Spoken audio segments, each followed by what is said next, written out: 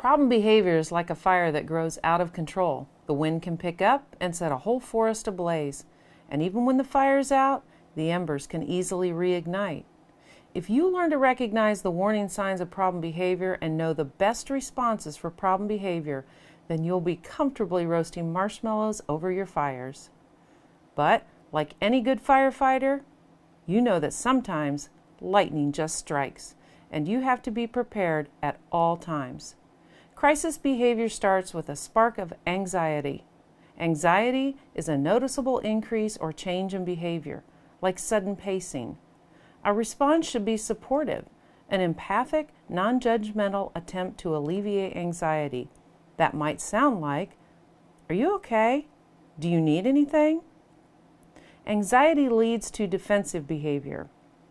This is when the student stops acting rationally. A student might roll their eyes or say, "This is stupid." Our response should be directive. That might sound like, "Please calm down and take a seat."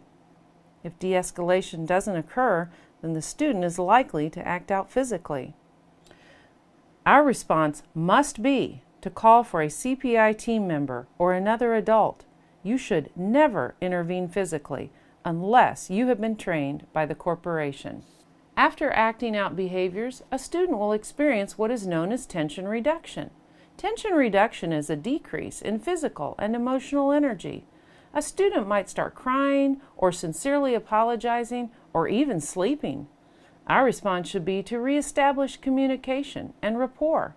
It's easy to skip this response because you feel like the problem is over, like a fire reduced to embers. But reconnecting with the student can go a long way to prevent your fire from flaring up again. Crisis moments don't become raging fires without sparks. There are almost always warning signs that let you know behavior is escalating. Here are 10 tips for preventing dangerous behavior. 1. Be empathic. Try not to judge or discount the feelings of others. Whether or not you think their feelings are justified, those feelings are real. Pay attention to them. 2. Clarify messages. Listen for the person's real message. What are the feelings behind the facts? Ask reflective questions and use both silence and restatements. 3. Respect personal space. Stand at least 1.5 to 3 feet away from an agitated person. Invading personal space tends to increase the individual's anxiety and may lead to acting out behaviors. 4. Be aware of your body position. Standing eye to eye, or toe to toe, or towering over a student sends a challenging message. 5. Ignore challenging questions, but not the person. Redirect the student's attention to the issue at hand. Answering challenging questions often results in a power struggle. 6. Permit verbal venting, aka verbal vomit, when possible. Allow the student to release as much energy as possible through their verbal aggression, which is always better than physical aggression. 7. Set and enforce reasonable limits. If the student becomes belligerent, defensive, or disruptive, state limits and directives clearly and concisely. When setting limits, offer choices and consequences. 8. Keep your nonverbal cues non-threatening. The more a student loses control, the less they listen to your words. So pay attention to your gestures, expressions, and movements, as well as the tone and volume of your voice. 9. Avoid overreacting. Remain calm, rational, and professional. Your response is certain to directly affect the student's behavior. 10. The final and last resort is physical intervention. Physical intervention should only be used by a trained staff member, and only when the student's behavior is more dangerous than the danger of using restraint. Of these behavior prevention strategies, limit setting is the least understood. Here are steps for good limit setting. 1. Explain which behavior is inappropriate. Saying, "Stop that," may not be enough. The student may not know if you are objecting to their volume, or language. 2. Explain why the behavior is inappropriate. Again, don't assume that the person knows why the behavior is not acceptable. Is it disturbing, disrespectful, or just off task?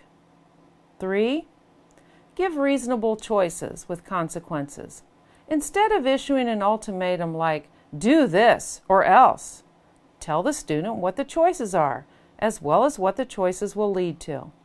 Ultimatums often lead to power struggles because no one wants to be forced to do something.